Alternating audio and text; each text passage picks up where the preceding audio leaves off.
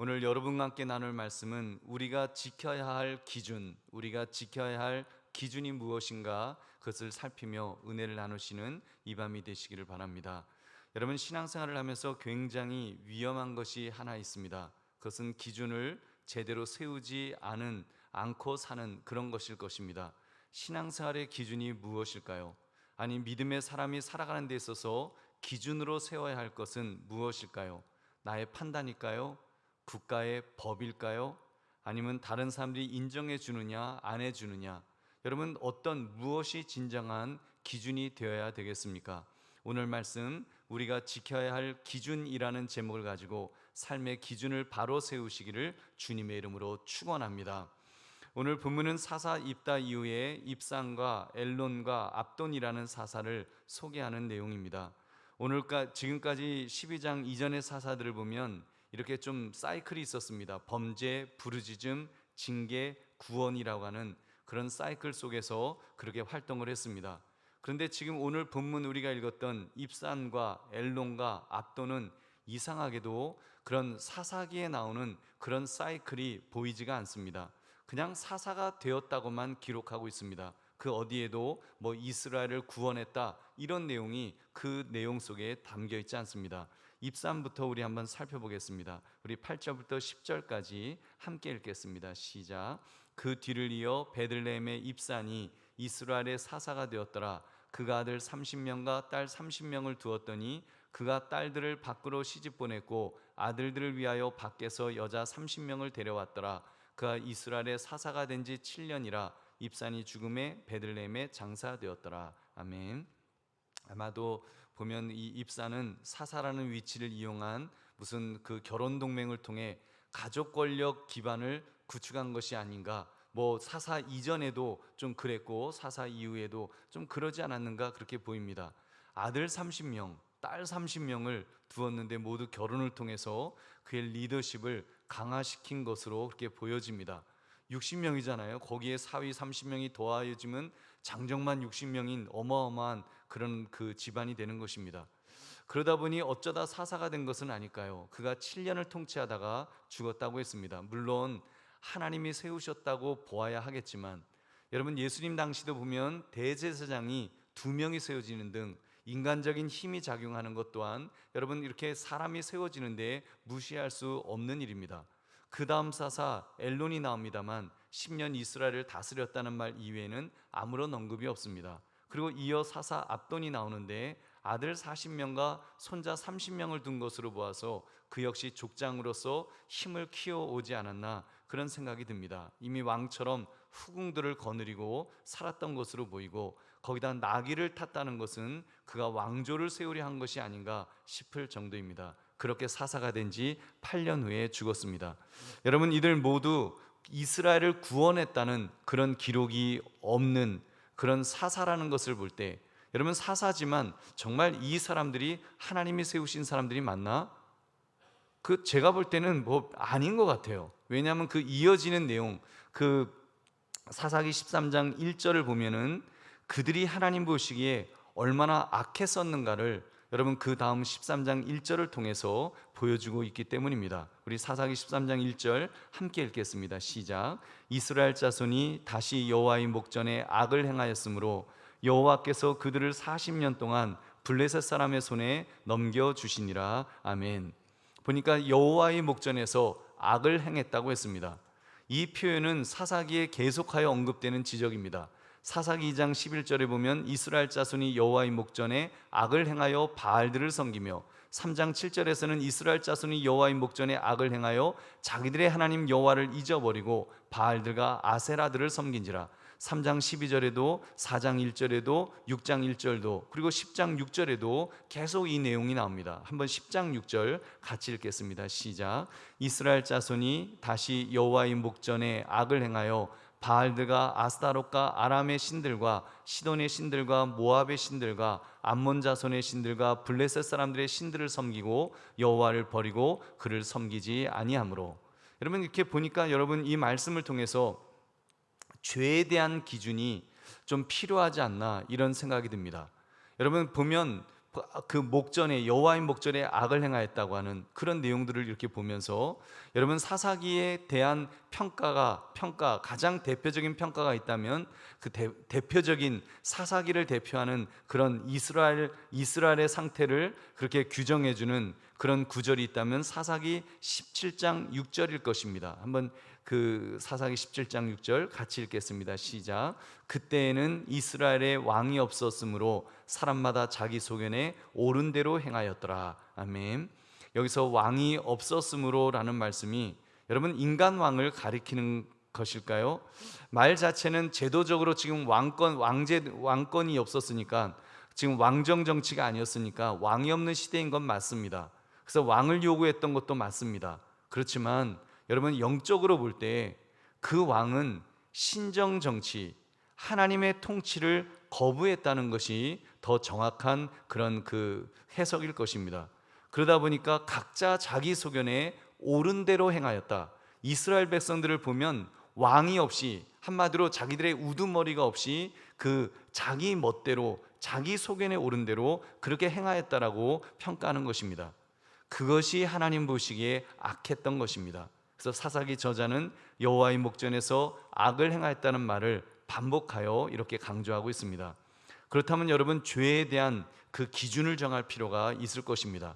죄가 뭘까? 하나님이 왜 악하다고 그렇게 말씀하시는 걸까? 여러분 그래야 우리가 지켜야 될 기준을 바로 세울 수 있지 않겠습니까? 그래서 우리가 지켜야 될 기준이 세워져야지 여러분 우리의 삶이 이렇게 우로나 치우치지 않고 바르게 살아갈 수 있지 않겠냐는 말입니다. 두 가지로 살펴봅시다. 첫째, 죄의 정의를 바르게 해야 합니다. 죄의 정의. 여러분 죄란 무엇일까요? 히브리어로 죄를 하마르티아라고 말하는데, 관역에서 화살 쏠 때 있잖아요. 관역에서 빗나간 상태를 죄라고 말합니다. 왜 관역에서 빗나갈까요? 여러분 뭐 여러 가지 이유가 있겠지만 기준이 없으니까 그럴 수 있잖아요. 근데 성경은 그 기준을 무엇이라고 말씀합니까? 하나님이시라고 말씀하는 것입니다. 여호와의 목전에서 악을 행했다. 하나님의 기준으로 볼 때는 이거는 분명히 관역에서 벗어난 거라는 겁니다. 여러분 죄가 궁극적으로 자신의 양심을 어기는 것이라든지 양심에 내가 꺼려, 이거는 죄야. 아니면 개인적인 기준 또는 사회 통념적인 어떤 기준을 벗어나는 것이 죄다라고 물론 말할 수 있겠지만 여러분 하나님 앞에서는 그렇지 않습니다. 여러분 죄의 가장 근본적인 원인은 하나님의 뜻을 어기는 것입니다. 하나님의 뜻과 어긋나는 것, 그것이 진짜 죄입니다. 여러분 한 예를 한번 들어볼까요? 간통죄. 여러분 성경적인 표현으로 하면 간음, 음행, 그런 죄 아니겠습니까? 간통죄는요 사회 통념적인 죄이기도 했었습니다. 그러나 지금은 어떻습니까? 지금은 죄인가요? 아니에요. 죄 아닙니다. 그냥 각 개인이 자기 결정권의 문제로 그냥 치부해 버렸습니다. 사랑하지 않는 사람과 어떻게 같이 살 수 있어요? 더 사랑하는 사람 만나면 그 사람을 사랑하는 것이 그거 옳습니다. 이런 논리입니다.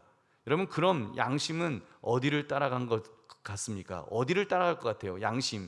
양심이라고 하는 것도 결국 사회 통념, 간통죄는 죄가 아니라는 쪽으로 점점 양심도 따라가게 될 것입니다. 그래서 점점 더 타락할 거예요. 그러나 여러분 하나님의 기준에서는 어떻습니까? 간음하지 말라. 이건 십계명의 명령입니다. 십계명은요 도덕법이라고 해서 만고불변의 진리입니다. 제사법이라든지 시민법과는 좀 차원이 달라요. 여러분 시민법, 제사법 시대의 변화에 따라서 변화될 수 있습니다. 예를 들면 제사법, 양을 잡아서 제사 드린다. 여러분 지금은 드리지 않죠. 여러분 시대에 따라서 이제는 폐지되었습니다. 여러분 또 시민법 중에 민법 이런 거 있잖아요. 눈에는 눈, 이에는 이. 그래서 여러분 눈을 만약에 누가 다치겠다, 그럼 상대방 눈을 뽑는 그것이 시민법이었어요. 근데 여러분 시대의 변화에 따라서 지금은 그런 법 절대로 큰일 나죠. 그런 법 안 지킵니다. 그러나 여러분 간음하지 말라. 이 십계명은 어떻습니까? 여러분 세상법이 간음죄는 이제 죄 아닙니다. 간통죄는 죄가 아닙니다. 그렇게 했다고 해서 죄가 아니에요? 여러분 아닙니다. 이것은 하나님의 명령이기 때문에 여러분 그건 죄예요. 그러므로 착각하지 맙시다. 자꾸 인간은 오직 자신만이 자신을 위해서 무엇이 옳고 그른지를 정의할 수 있다고 주장합니다. 인간이 옳고 그름을 어떻게 판단하려고 하는, 정의하려고 하는 그런 어떤 오만, 그런 어떤 교만, 그 교만이에요. 여러분, 휴머니즘, 인본주의, 그거 다 하나님 앞에서 여러분 올바른 모습이 아닙니다. 여러분, 우리 예수 믿는 사람은 신본주의인 줄 믿으시기 바랍니다. 여러분, 우리가 민주주의 사회에서 살고 또 성경이 민주주의를 많이 지지합니다만, 그렇다고 해서 여러분 인본주의가 성경적인 어떤 사상은 아니에요. 여러분, 우리는 신본주의예요. 우리는 하나님 중심으로 그렇게 사는 사람입니다. 그렇기 때문에 그렇게 여러분 판단하고 그렇게 행동해야 될 줄 믿으시기 바랍니다. 여러분, 요즘 사회적인 이슈가 되는 문제들을 이런 차원에서 보아야 합니다. 왜 기독교인이라고 하면서 동성애는 죄가 아니다, 낙태는 죄가 아니다, 이렇게 주장할 수 있는 것일까요? 예수 믿는다고 하면서도, 성경을 가진 교수님이라고 하면서도, 신학교 교수님이라고 하면서도 그렇게 주장하는 분들이 있습니다. 여러분, 그 판단 기준이 인간이기 때문이에요. 신학이 인본주의로 흐르면서 인간 중심으로 해석을 하니까 인간이 기준이 되면 헛갈리게 되는 것입니다. 사사시대처럼 자기 소견에 옳은 대로 판단하게 되고, 그 시대에 옳은 대로, 그 시대 사람들의 판단에 옳은 대로 그 판단하는 그런 오류를 범하는 것입니다. 그런 점에서 여러분 정신 차립시다. 깨어 있읍시다. 그러므로 여러분, 죄에 대한 정의를 하나님 중심으로 하시는 저와 여러분 되시기를 주님의 이름으로 축원합니다. 두 번째, 죄는 속이는 성향이 있기 때문에 특별히 더 경계해야 합니다. 여러분, 죄가 무서운 이유는 속이는 성향 때문입니다. 죄는 인간을 속여요. 여러분, 사사시대를 보면은요, 뚜렷한 죄책감 같은 것 느끼지 못했습니다. 앞으로 나올 삼손, 이방 여인과 결혼했고요, 기생집을 들락거리면서, 그러면서도 뚜렷한 죄책감이 없었습니다. 여러분, 왜 그럴까요? 어떻게 하나님의 백성 나실인인데도 왜 그런 죄책감이 없었을까요? 여러분, 그거는요, 죄의 지적도 없는 그 시대가 다 타락했으니까, 그냥 공동체 전체가 그냥 다 그렇게 사니까 죄가 더 이상 죄가 아닌 거예요. 하나님 앞에서 분명히 죄인데, 그냥 자기들 기준에서, 인간 기준에서 이스라엘 백성들의 그 죄의 그 집단, 공동체 집단 전체가 심리적으로, 문화적으로 죄를 그냥 다 용인하는 거예요. 인정해버리는 거예요. 그냥 이방 사람들처럼 같이 그렇게 사는 거예요. 그러면서 그것이 무슨 특별한 죄가 되는 것도 아니고, 누가 죄를 지적하지도 않고, 무서운 거는 그겁니다. 아무도 죄를 죄라고 지적하지 않아요. 사사기를 보면은 여러분, 죄가 지적이 안 되잖아요. 죄 지었단 말 안 나오잖아요. 그냥 그 사람들, 그냥 삼손도 그냥 그렇게 사는 겁니다. 여러분, 이게 얼마나 무서운 일인지요. 그러면서 점점 타락하는 것입니다. 언제까지요? 하나님께서 징계의 막대기를 드실 때까지입니다. 사사기 13장 1절 우리 다시 함께 읽겠습니다. 시작. 이스라엘 자손이 다시 여호와의 목전에 악을 행하였으므로 여호와께서 그들을 40년 동안 블레셋 사람의 손에 넘겨주시니라. 아멘. 여러분, 얼마나 그들이 악했으면 하나님께서 40년 동안 블레셋 사람의 손에 넘기셨겠습니까? 여러분, 일제 36년보다 자그마치 4년이 더 많은 정말 긴 시간을 징계를 받아야 했던 것입니다. 우리 사랑하는 성도님들, 그렇게 볼 때 죄의 이러한 속이는 성향에 대해 경계합시다. 여러분, 우리 시대를 여러분 다시 생각해 봅시다. 사사시대 때 수많은 우상 숭배로 인해서 징계를 받았습니다. 그럼 지금 우리 시대에는 우상이 없는 것일까요? 여러분, 우상이 있죠. 미신, 우상 숭배, 지금도 우리나라에 얼마든지 있습니다. 돼지 잡고 별거 다 합니다.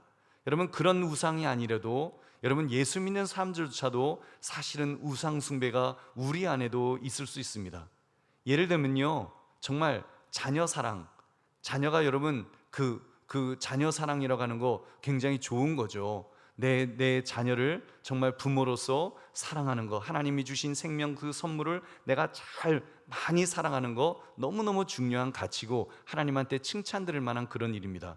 근데 여러분, 자녀 사랑과 함께 자녀가 우상이 되는 것, 여러분 구별하기가 쉬워요? 구별이 잘 안 되죠. 여러분, 죄에 속이는 성향이 특별히 요즘 시대, 여러분 이 시대는 과거와 비교할 때 지금은 자녀가 다 우상이 되었어요. 자녀를 우상처럼 그렇게 떠받들고 그렇게 자녀에게 온 인생을 다 거는 것을, 그게 사회의 통념이 되었어요. 그냥 사회가 다 그렇게 해요. 그러니까 그게 죄인지도 모르고, 그것이 정말 자칫 자녀가 자녀를 우상으로 섬기는 그런 어떤 그 경계선이 있는지 모르고, 여러분, 우리 예수 믿는 사람들도 얼마든지 거기에 빠질 수 있다는 것입니다. 여러분, 경계해야 됩니다. 여러분, 그런 점에서 죄에 속이는 성향이 자녀 사랑을 그 자녀 우상으로 전락시켜 버릴 수 있다고 하는, 여러분, 그것을 경계하시기를 주님의 이름으로 축원합니다. 여러분, 심지어 자명한 죄악도 죄가 아니라고 말하는 그런 시대가 되지 않았습니까? 그 대표적인 죄가 요즘 핫 이슈인 동성애가 아닐까 싶습니다. 제가 자꾸 동성애 이야기를 하는 것 같아서 좀 불편하실 것입니다. 그런데 너무 중요한 주제라서 말씀드리지 않을 수가 없습니다. 동성애를 옹호하는 차별금지법을 반대하는 것입니다. 여러분, 왜요? 동성애자는 뭐 지옥 간다, 차별해야 된다, 그런 것 아닙니다. 여러분, 그들도 복음을 듣고 구원받아야 할 하나님이 사랑하시는 존귀한 자들입니다. 그분들도 다 그 하나님의 사랑을 받아야 될 너무나도 존귀한 영혼입니다. 다만 여러분, 그들이 존귀한 영혼이라고 해서 성경이 죄라고 분명하게 말씀하는 것을, 여러분, 그 동성애자들이 보기에 너무 딱하니까 죄 아니라고 말하자, 이것은 합리화예요. 이것은 성경을 왜곡시키는 것입니다. 죄에 속이는 성향이 우리나라를 속이려 들고 있고, 이미 선진국 많은 나라들이 속아 넘어간 것입니다. 선진국에 있는 많은 교회들이 속아 넘어갔었습니다. 그리고 지금 다시 바로잡으려고 얼마나 애를 쓰는지 모릅니다. 넘어가 버린 거예요. 교회까지 넘어갔다가 이제 정신 차리고, 다시 지금 미국에서도 다시 정신 차리고, 이제는 교단이 나서서, 교회가 나서서 그 동성애 반대해야 된다라고 말하는 그런 이제 실정으로 다시 그 전환되고 있습니다. 여러분, 그런 거 우리 경계해야 됩니다. 그러므로 죄는 속이는 성향이 있음을 깨달아서 더 깨어 경계하시기를 주님의 이름으로 축원합니다. 이제 말씀을 맺습니다. 우리가 지켜야 될 기준, 여러분은 무엇이라고 생각하십니까? 세상의 흐름에 휩쓸려서 속이는, 죄악에 속이는 성향에 속아서 자기 소견에 오른 대로, 정말 이 세상 사람들의 소견에 오른 대로 우리도 그렇게 살아가야 되겠습니까? 여러분, 그것은 각자 자기 소견에 오른 대로 사는 것이고, 하나님께서 미워하실 것은 악한 모습일 뿐입니다. 여러분, 우리는 지켜야 될 기준을 세워야 합니다. 그 기준은 하나님이십니다. 하나님의 말씀, 하나님의 뜻이 기록된 성경 말씀을 여러분, 나의 삶의 기준으로 세워야 될 줄로 믿습니다. 그래서 좌로나 우로나 치우치지 말고, 정말 하나님 안에서 똑바로 나아가기 위해서 하나님의 뜻이 어디 있는지, 하나님이 무엇을 원하시는지, 하나님 앞에서 그것이 죄가 되는지, 하나님 앞에서 그것이 죄가 되지 않는지, 그것을 분별하면서 우리는 그렇게 살아가야 될 것입니다. 그러므로 우리가 지켜야 될 기준, 하나님을 기준점으로 모시고 바르게 살아갈 수 있는 저와 여러분 되시기를 주님의 이름으로 축원합니다.